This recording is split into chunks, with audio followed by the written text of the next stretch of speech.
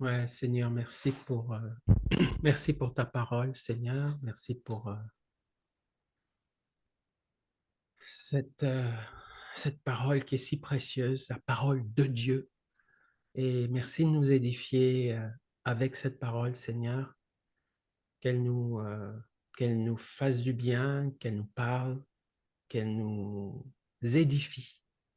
Et merci, Saint-Esprit, de venir maintenant pour bénir cette exhortation. Je te le demande au nom puissant de Jésus. Amen. Amen. Alors aujourd'hui, en fait, euh, je voulais parler d'un sujet euh, qui s'appelle, enfin le sujet en question, c'est la compassion.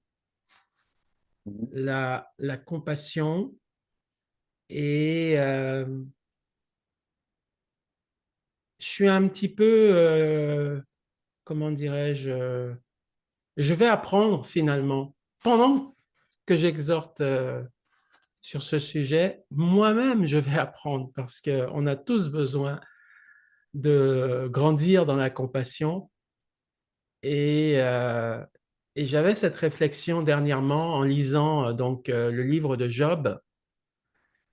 Et j'intitule un peu cette exhortation Capitaliser sur la première compassion. C'est le titre que je donne à ce message, Capitaliser sur la première compassion. Alors quand je Mhm. dis capitaliser sur la première compassion, je fais référence en fait au moment où Job et ses trois amis sont en relation au départ. Donc c'est dans Job chapitre 2 et on va regarder en même temps, tu vois, toujours pareil. je, je donne la référence et en même temps techniquement je cherche le passage. Et on va regarder ensemble, donc c'est dans Job chapitre 2 et c'est donc à partir du verset 11. Alors, il faut rappeler le contexte. Donc, Job a été frappé par le diable. Il a été, ouais, frappé. D'abord, sa famille, enfin ses enfants, ses biens, tous ses biens ont été détruits. Ses enfants sont morts. Ses serviteurs, une partie de ses serviteurs aussi sont morts. Parce que Satan a lancé un défi en quelque sorte à Dieu pour prouver que Job servait le Seigneur par intérêt. Et comme il a résisté à cette première euh, salve d'attaque du diable, le diable s'est représenté devant Dieu pour cette fois-ci s'attaquer au physique de Job et pour en finir avec lui et prouver que si on l'attaquait physiquement, eh ben, il maudirait Dieu. Et donc, il est donc attaqué dans son corps, il est méconnaissable en fait. Hein. Il a une espèce d'ulcère malin et, qui, de la plante du pied d'ailleurs jusqu'à la tête, il est massacré physiquement, si on peut dire, au point que ses amis proches qui sont venus le visiter ne le reconnaissaient même plus. Et au verset 11 du chapitre 2, il est dit, trois amis de Job, Eliphaz de Théman, Bildad de Shoash et Tsophar de Naama, apprirent tous les malheurs qui lui étaient arrivés. Ils se concertèrent et partirent de chez eux pour aller le plaindre et le consoler. Ayant de loin porté les regards sur lui, ils ne le reconnurent pas, et ils élevèrent la voix et pleurèrent. Ils déchirèrent leurs manteaux, et ils jetèrent de la poussière en l'air au-dessus de leur tête. Et ils se tinrent assis à terre auprès de lui 7 jours et 7 nuits, sans lui dire une parole, car ils voyaient combien sa douleur était grande. Et là, c'est vrai, quand on lit ça, on est saisi. Ouais, ouais, c'est le mot, on est saisi avec effroi ces quelques versets. Et là, on peut dire que, en tout cas au début de cette rencontre des trois amis de Job avec Job, on peut vraiment parler de compassion parce que le dernier verset dit, il se tint assis à terre auprès de lui 7 jours et 7 nuits sans lui dire une parole, car il voyait combien sa douleur était grande. Donc ils étaient vraiment compatissants et ils souffraient avec lui. C'est un peu le sens du mot compassion. C'est Souffrir passion, avec. Mm. c'est pasqua, c'est souffrir, et con avec. Donc ils souffraient avec lui et ils étaient d'un même cœur avec lui dans la douleur. Et on peut dire qu'au début donc, de cet épisode, de cette affaire de Job, ces trois amis étaient vraiment dans la véritable compassion. Par contre, quand on va un peu plus loin dans le livre de Job, et notamment quand on va au chapitre 22 du livre de Job, on s'aperçoit que là, et on va comparer justement ces deux passages, si je puis dire. Donc, au chapitre 22, là, c'est Eliphaz, l'un de ces trois amis qui adresse à Job la parole. Donc, Eliphaz adresse à Job la parole au chapitre 4 et au verset 11. Job chapitre 22, pardon. Job chapitre 22, verset 4, verset 4 à 11. Il est dit ici, alors est-ce que c'est pas ce passage? C'est pas ça que je voulais te montrer, c'était... Oui, c'est ça. C'est ça, mais... Ouais, ici. Tu arrives à voir là? Ouais, c'est bien, ouais. Est-ce par crainte de toi qu'il te châtie, qu'il entre en jugement avec toi? Ta méchanceté n'est-elle pas grande? Tes iniquités ne sont-elles pas finies? Tu enlevais sans motif des gages à tes frères. Tu privais de leurs vêtements ceux qui étaient nus. Tu ne donnais point d'eau à l'homme altéré. Tu refusais du pain à l'homme affamé. Le pays était au plus fort et le puissant s'y établissait. Tu renvoyais les veuves à vide. Les bras des orphelins étaient brisés. C'est pour cela que tu es entouré de pièges et que la terreur t'a saisi tout à coup. Ne vois-tu donc pas ces ténèbres, ces eaux débordées qui t'envahissent? Enfin bref, on pourrait continuer et on peut se poser la question, qu'est-ce qui s'est passé entre cette compassion au départ, cette compassion que Eliphaz avait au départ, pendant 7 jours et 7 nuits, il était dans une énorme compassion vis-à-vis de Job. Et puis, au chapitre 22, on ne reconnaît plus. Alors, il, euh, il enfonce Job, il lui lance des paroles très dures, très de condamnation. On peut se poser la question légitime, mais où est passée sa compassion? Où est-elle passée? Et, euh, et c'est ça, et c'est là où j'étais un petit peu dans la réflexion. Et là, j'ai compris que la compassion, c'est quelque chose que Dieu nous donne, nous communique, mais c'est quelque chose qu'il faut entretenir en fait. Et c'est quelque chose qui peut s'évanouir, s'évaporer avec le temps. Et c'est quelque chose, cette compassion, euh, elle doit être capitalisée à la fois après et avant.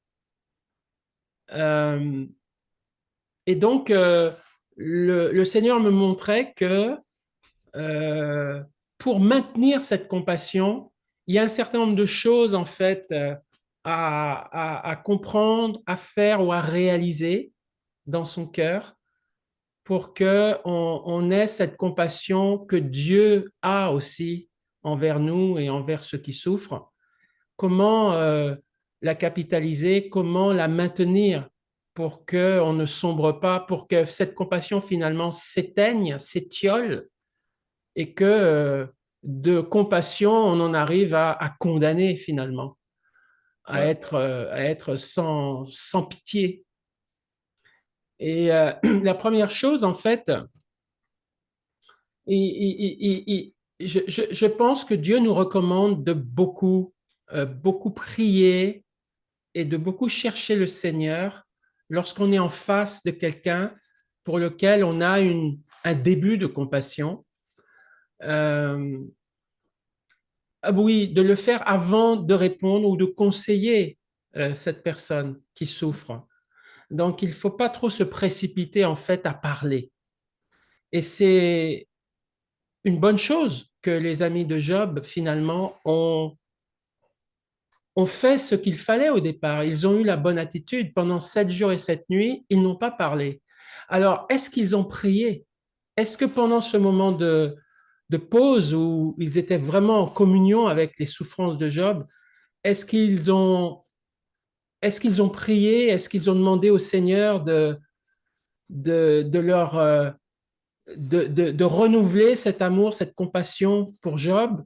Ou est-ce qu'ils se sont simplement tus?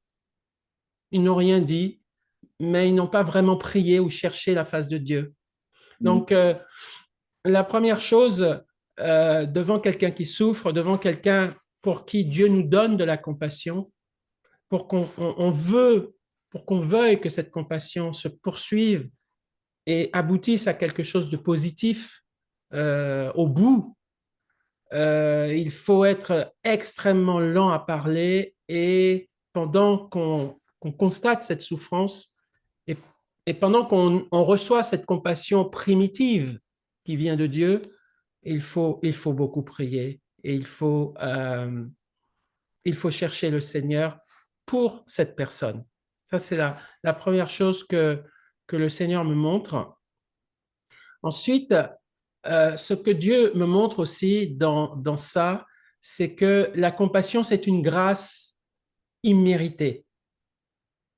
La compassion qu'on offre à quelqu'un, c'est immérité. C'est une grâce imméritée, d'abord qu'on reçoit, mais aussi qu'on communique à l'autre. C'est un acte d'amour gratuit, immérité pour celui qui en est l'objet. Donc, en l'occurrence ici, par exemple, pour Job. Ouais. Alors, pourquoi je dis ça? C'est que dans Job chapitre 6, verset 14, Job lui-même nous offre ce principe.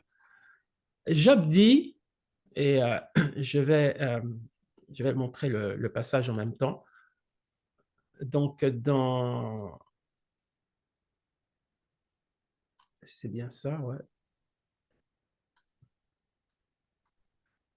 Voilà, au chapitre 6 et au verset 14, ah, c'est pas tout à fait ça, c'est Job chapitre 6, voilà. Et au verset 14, je vais mettre en gros caractère pour qu'on voit bien. Job lui-même parle et il dit, celui qui souffre a droit à la compassion de son ami, même quand il abandonnerait la crainte du Tout-Puissant. Cette phrase, elle est intéressante parce que ça sous-entend que la compassion, en fait, c'est une grâce. Et cette compassion qu'on offre aux autres, souffrir avec l'autre, c'est indépendamment de la moralité finalement de l'autre. Ouais. Que ce soit un pécheur, que ce soit un païen, que ce soit un frère, tout le monde en fait peut bénéficier de la compassion et devrait bénéficier de la compassion quand, il est en souffrance. Hein, c'est un peu ce que Job dit ici. Celui qui souffre a droit à la compassion de son ami, même quand il abandonnerait la crainte du Tout-Puissant. Ça, c'est pour montrer en fait que la compassion, c'est une grâce. qu'on accorde à l'autre. Et, et donc, toute personne donc, qui souffre, quel que soit son positionnement moral, peut bénéficier de notre compassion. Et même le méchant, ou celui qu'on qualifie de méchant, peut bénéficier de notre compassion. Dans Exode chapitre 23, d'ailleurs, Exode chapitre 23, verset 5, il y a un passage qui parle de ça. Si tu vois l'âne de ton ennemi succombant sous sa charge et que tu hésites à le décharger, tu l'aideras à le décharger. Donc, si tu vois ton ennemi ou son âne qui est en souffrance, qui plie sous le poids d'un fardeau ou d'une souffrance, même si c'est ton ennemi, tu l'aideras à le décharger. Parce qu'en fait, Dieu te donne une compassion pour lui par rapport non pas à ce qu'il a fait de mal ou de bien, mais par rapport à sa souffrance devant toi, par rapport à ce qu'il subit, ce qu'il est en train de subir. Et c'est là qu'on voit que manifester de la compassion, c'est un acte d'amour gratuit et qui est offert à tout le monde, en fait. On ne peut pas, comment dirais-je, choisir qui on va manifester de la compassion et qui on ne va pas en manifester. Mm. Tout le monde a droit à cette compassion. La deuxième chose que le Seigneur me montrait par rapport à ça, à la compassion, nous devons éviter tout schéma religieux aussi. C'est-à-dire du style, si on souffre, si quelqu'un souffre, c'est parce qu'il a péché, par exemple. Et non seulement éviter ce genre de raisonnement, mais le balancer Mm. à la face de l'autre. Un peu comme Eliphaz le fait dans Job chapitre 4, où il dit, alors si je retrouve le passage, mais je crois qu'on l'avait lu tout à l'heure, hein, Eliphaz dans Job chapitre 4, il dit au verset 7 et au verset 9, il dit cherche dans ton souvenir quel est l'innocent qui a péri, quels sont les justes qui ont été exterminés. Pour moi, je l'ai vu, ceux qui labourent l'iniquité et qui sèment l'injustice en moissonnent les fruits. Ils périssent par le souffle de Dieu, ils sont consumés par le vent de sa colère. Et ces paroles que Eliphaz donne à Job, c'est des lances. Parce que Job est dans une souffrance énorme. Et ces paroles que Eliphaz lance à Job comme ça, ces paroles de religiosité, de condamnation, c'est extrêmement dévastateur. C'est extrêmement dévastateur. Ça a pour effet, en fait, de casser Job.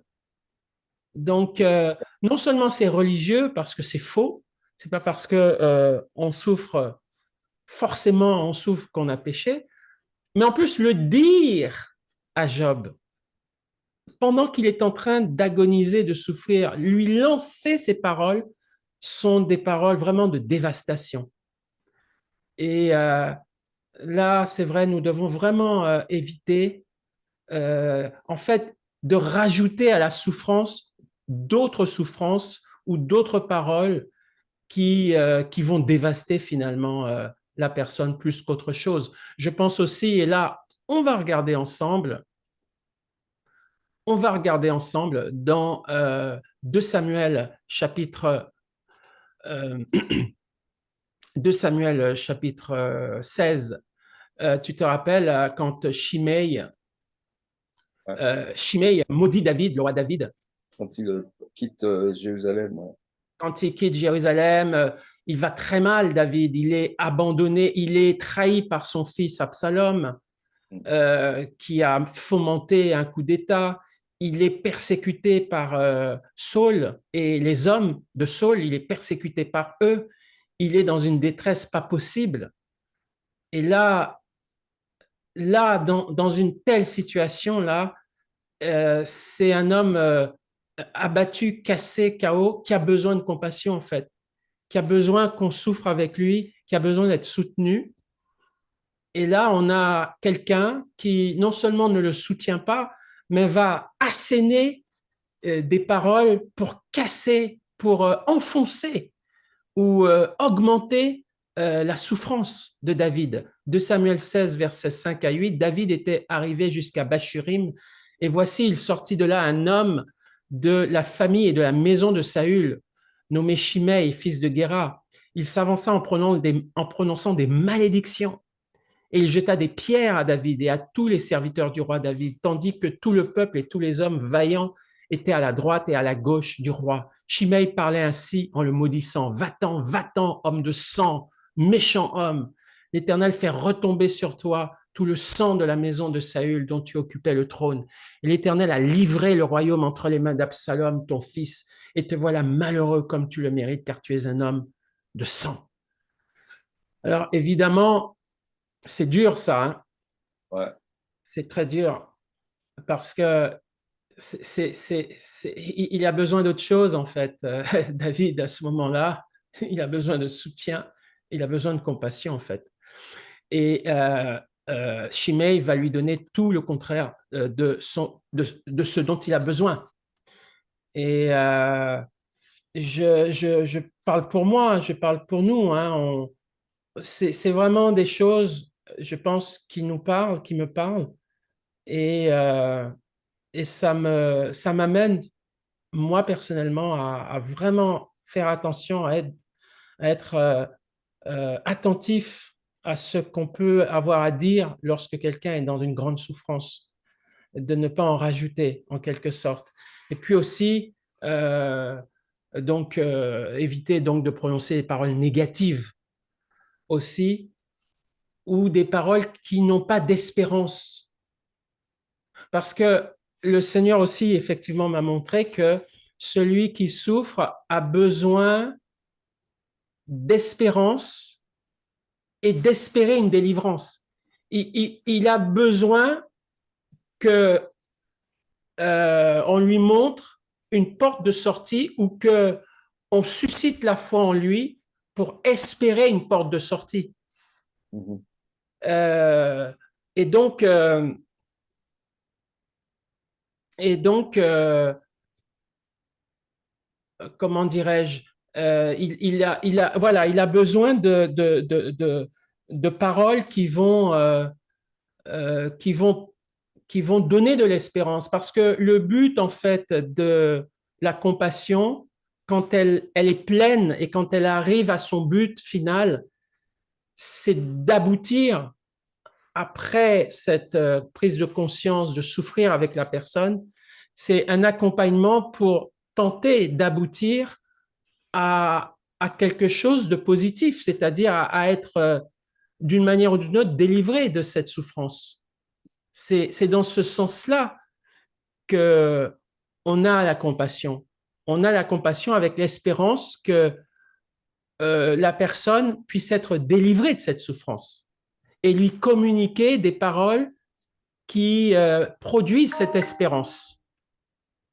Et une fois de plus, Eliphaz a soufflé effectivement le chaud et le froid, puisque dans Job chapitre 5, versets 15 à 27, là pour le coup, donc dans Job chapitre 5, hein, c'est ça, versets Ouais. 15 à 27, là pour le coup, Eliphaz va donner des paroles extrêmement d'encouragement à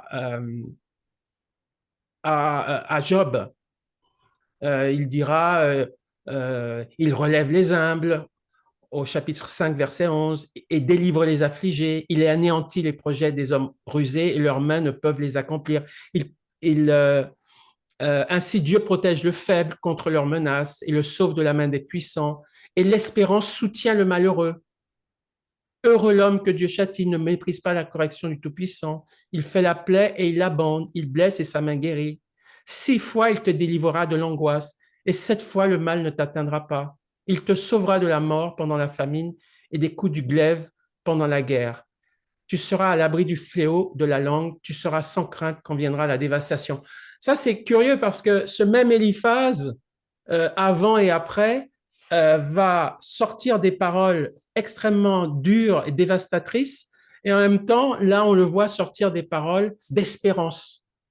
Donc, en fait, il faut qu'on reste dans des paroles positives, des paroles d'espérance, et qu'on évite de glisser avec quelqu'un qui souffre dans un autre registre, quoi. Ouais. La Bible dit dans Jacques, il ne sort pas de votre bouche à la fois la malédiction et la bénédiction. Seule la bénédiction doit sortir de notre bouche pour encourager, exhorter, édifier. Il ne faut pas qu'après avoir encouragé, édifié, on assène avec des paroles contraires euh, de la même bouche la personne qui est en difficulté, quoi. Donc, donc voilà, la compassion aussi n'a ni camp ni couleur. La compassion n'a ni camp ni couleur. Il n'y a pas de favoritisme. Elle se manifeste parfois là où on ne l'attend pas d'ailleurs. Ouais. Et je pense à Exode, euh, Exode chapitre 5, pardon, Exode chapitre 2, quand fille de Pharaon, la fille de Pharaon récupère Moïse. C'est quand même étonnant que la compassion va se manifester par une Égyptienne. Quand Moïse est jeté dans le fleuve, quand on est dans la cruauté même du Pharaon qui décide de tuer tous les mâles, tous les enfants mâles d'Israël, eh bien, c'est sa propre fille qui va manifester une compassion devant cet enfant qui pleure, Moïse, qui est dans ce berceau, dans ce panier, et elle va manifester une compassion, et cette compassion va aller jusqu'à sa fin, jusqu'à sa finalité. Elle ne va pas rester juste à compatir, elle va agir. C'est-à-dire la compassion aussi, quand elle est complète, elle amène à une action en vue de l'accomplissement d'une espérance. Ouais. Exode chapitre 2, versets 5 à 10, la fille de Pharaon descendit au fleuve pour se baigner, et ses compagnes se promenèrent le long du fleuve. Elle aperçut la caisse au milieu des roseaux, et elle envoya sa servante pour la prendre. Elle ouvrit et vit l'enfant. C'était un petit garçon qui pleurait. Elle en eut pitié. Voilà, là on a la phrase type de cette compassion. Elle en eut pitié. Et elle dit, c'est un enfant des Hébreux. Alors la sœur de l'enfant dit à la fille de Pharaon, veux-tu que j'aille te chercher une nourrice parmi les femmes des Hébreux pour allaiter cet enfant? Va, lui répondit la fille de Pharaon. Et la jeune fille alla chercher la mère de l'enfant. La fille de Pharaon lui dit, emporte cet enfant et allaite-le-moi, je te donnerai ton salaire. La femme prit l'enfant et l'allaita. Quand il eut grandi, elle amena la fille de Pharaon, et il fut pour elle comme un fils. Elle lui donna le nom de Moïse, car, dit-elle, je l'ai retiré des eaux. Voilà un modèle de compassion qui aboutit à une finalité. Ouais. Elle ne s'est pas contentée seulement d'avoir pitié, cette compassion avait aussi une réponse en elle. En elle, il y avait la réponse et l'espérance de Moïse. Dans la fille de Pharaon, il y avait l'espérance de Moïse. Et elle a manifesté ce qu'elle avait reçu, c'est-à-dire sa richesse, ses dons, sa capacité de trouver une nourrice pour allaiter Moïse. Tout ça, elle avait ça enfermé dans sa compassion. Mhm. Et cette compassion s'est manifestée par cette œuvre. Et en manifestant cette œuvre, la compassion a trouvé sa finalité. Moïse a été délivré du chagrin, de la mort, de la souffrance, d'une certaine manière. Ta mère aussi. Et sa mère aussi. Donc là, on a vraiment l'exemple d'une compassion qui aboutit à sa finalité, c'est-à-dire soulager, guérir. Et on voit aussi cette même, comment dirais-je, et c'est ça que j'appelle capitaliser, c'est-à-dire la compassion aboutit à une œuvre, à quelque chose de concret.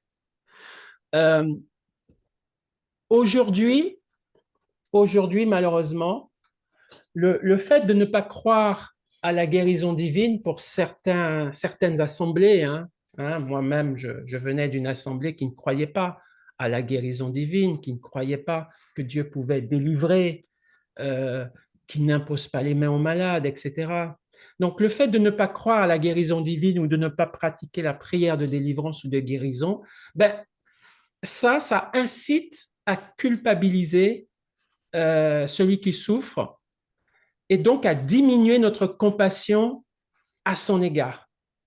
Parce que si la compassion n'a pas une foi dans la fin de la souffrance ou dans la possibilité d'une guérison divine, eh bien cette compassion, elle va diminuer et elle va faire place petit à petit à des raisonnements humains et à la dureté de cœur. Et c'est pour ça que Jésus, lui, il avait une compassion permanente parce qu'il savait qu'il existait une solution positive à cette compassion, en particulier la guérison ou le miracle.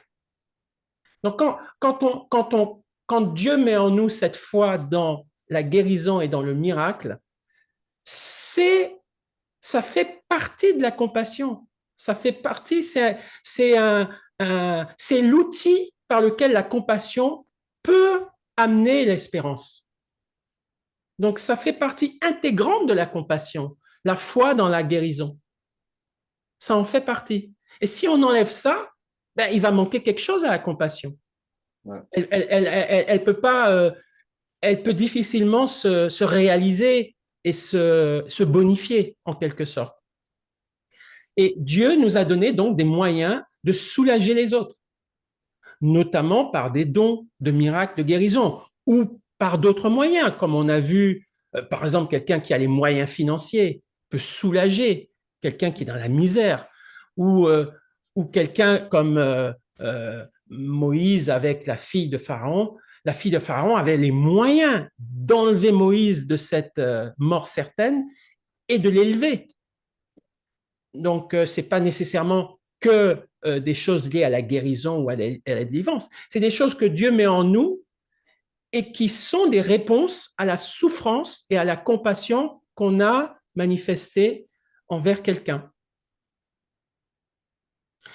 Euh, donc, nous avons la responsabilité donc d'utiliser ces choses pour que notre compassion soit complète, réelle, et non pas de rejeter ou de nier ou simplement de ne pas avoir foi dans les réponses que Dieu a mises en nous pour répondre à la souffrance de quelqu'un. Alors, souvent, dans les chrétiens ou dans certaines assemblées, la compassion existe par rapport à des choses, je dirais, matérielles, des choses où l'homme peut faire quelque chose.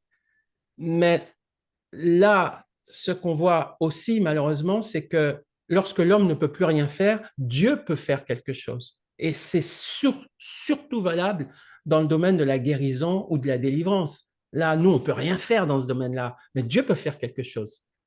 Et c'est là qu'il faut qu'on nourrisse notre compassion avec la foi dans ces choses-là. Parce que c'est souvent, les gens ont besoin d'une délivrance, ont besoin d'une guérison. Et si on ne croit pas à ça, eh ben, on va rester avec eux dans une compassion stérile. Et pire, on peut même les culpabiliser si on ne croit pas à ça. On va lire ensemble des versets par rapport à ce que je viens de dire. Donc, on va lire dans Jean chapitre 11, verset Jean chapitre 11, verset 11, je crois que c'est le verset 11 à 15. Jean chapitre 15.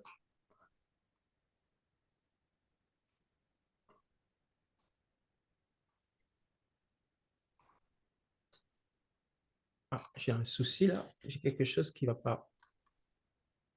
Il y a un truc qui ne va pas. Qu'est-ce qui ne va pas? Reclique sur Jean. Ah oui, c'était ça qui n'allait pas. Voilà. Voilà. Jean chapitre 15, verset 11, c'est ça, à 15. Je vous ai dit ces choses. Alors, il s'agit de la résurrection de Lazare. Et Jésus parle là, il dit, je vous ai dit ces choses afin que ma joie soit en vous et que votre joie soit parfaite. Alors, est-ce que c'est bien Jean chapitre 15 que j'ai mis là? Non, c'est Jean chapitre 11. Donc, je me suis trompé, c'était Jean chapitre 11. Voilà, versets 11 à 15. Donc, la résurrection de Lazare. Après ces paroles, il leur dit, Lazare, notre ami, dort, mais je vais le réveiller.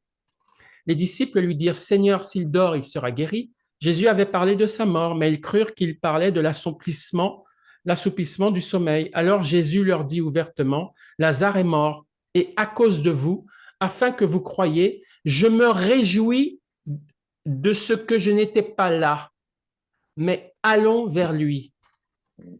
C'est intéressant ce passage. Ouais.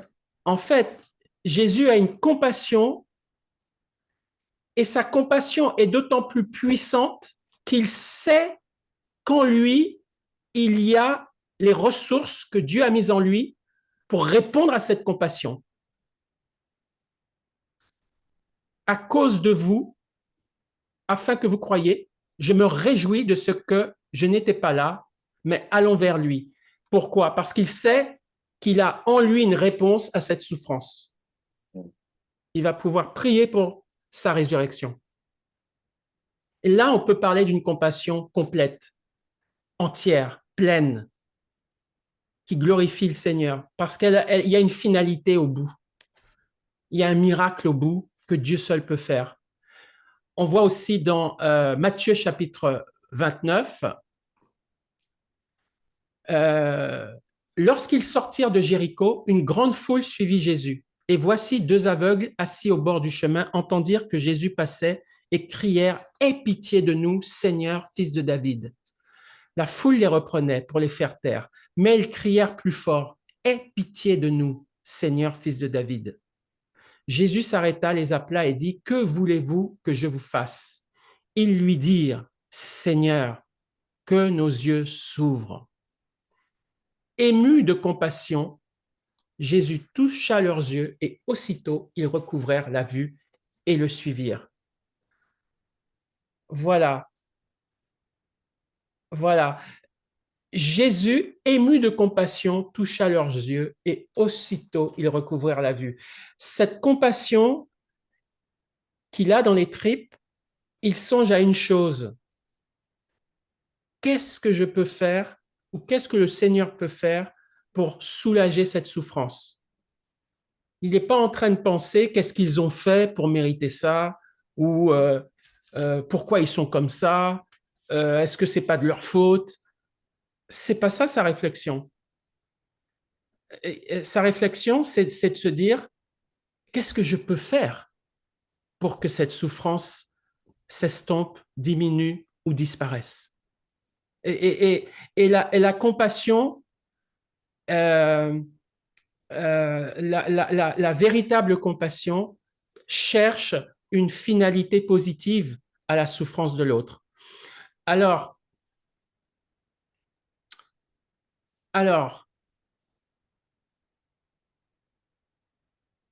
je continue mon propos et j'en ai presque terminé. Ouais. Dans Jean chapitre 6, versets 4 à 6, donc Jean chapitre 6, versets 4 à 6, or la Pâque était proche, la fête des Juifs. Voilà, la Pâque était proche, la fête des Juifs. Ayant levé les yeux et voyant qu'une grande foule venait à lui, Jésus dit à Philippe, « Où achèterons-nous des pains pour que ces gens aient à manger ?» Il disait cela pour l'éprouver, car il savait ce qu'il allait faire. Ça, c'est intéressant. Et puis dans Matthieu dans Marc 6, versets 34 à 37, Jésus vit une grande foule et fut ému de compassion pour eux, parce ils étaient comme des brebis qui n'ont point de berger, et il se mit à leur enseigner beaucoup de choses. Comme l'heure était déjà avancée, ses disciples s'approchèrent et lui dirent, ce lieu est désert et l'heure est déjà avancée. Renvoie-les afin qu'ils aillent dans les campagnes et dans les villages des environs pour s'acheter de quoi manger. Jésus leur répondit, donnez-leur vous-même à manger. Et c'est très, très fort ici parce qu'on voit que la compassion est liée, intimement liée à la solution. Et, ou en tout cas, elle est liée à la solution de Dieu pour alléger et faire diminuer la souffrance. On peut pas séparer ces deux choses. Et si on a en nous, ou si le Saint-Esprit a mis en nous un outil, un don, une situation, peu importe, qui permet de atténuer ou diminuer ou effacer cette compassion, eh bien, c'est l'occasion justement de manifester ce don ou de manifester cette chose que Dieu a mise en nous pour soulager celui qui souffre. La compassion cherche toujours non seulement à souffrir avec, mais à se dire qu'est-ce qui peut diminuer cette souffrance, qu'est-ce qui en moi, ou qu'est-ce que moi j'ai ou j'ai reçu qui peut faire diminuer ou atténuer ou enlever cette souffrance. Et donc, là, la compassion est pleine et entière lorsqu'elle permet à l'autre d'espérer et lorsqu'elle agit pour faire diminuer la souffrance en question. Donc, c'était un petit peu ça que je voulais partager aujourd'hui. Et ouais, partager ça. Jésus dit aussi un autre passage qui, parce que la pratique de la foi et des œuvres de compassion, si ça c'est pas capitalisé dans nos vies, au moment où l'exercice de la compassion à l'égard d'autrui survient dans nos vies, ben, notre compassion est maigre, elle est presque inexistante. Et pour finir, je pense à ce passage, à ce verset, où il est dit, celui à qui on pardonne peu aime peu. Et en fait, le principe, il est le suivant. Si on a peu aimé, si l'amour a été peu existant dans notre cœur, ou qu'on a peut-être manifesté peu de compassion, ben, nous-mêmes, on bénéficiera de peu d'amour sous forme de pardon quand nous-mêmes, on en aura besoin. Donc, la compassion, c'est aussi quelque chose qui est utile à l'autre, mais qui est aussi utile à nous. Parce que le jour où nous, on aura besoin que quelqu'un souffre avec nous, ben, le Saint-Esprit va se rappeler du passé, de notre attitude à nous vis-à-vis de quelqu'un qui aura souffert. Et si nous-mêmes, on a eu de la compassion, Dieu se souviendra et permettra que des gens aient compassion de nous et compassion active, une compassion active, en action et en vérité. Pas juste une petite tape dans le dos et puis dire, voilà, ça ira mieux demain, mais une compassion active parce que nous-mêmes, on aura été actifs dans une compassion envers les autres, eh bien, Dieu permettra que d'autres seront compatissants aussi envers nous. Ça rappelle ce passage où Jésus dit, heureux les miséricordieux, car ils obtiendront miséricorde. Et puis pour finir, je finis avec ce verset où il est dit quand même que petits enfants, n'aimons pas avec la langue, mais en action et en vérité. Amen. Amen. On va pouvoir méditer maintenant sur ce qu'on a vu ce soir.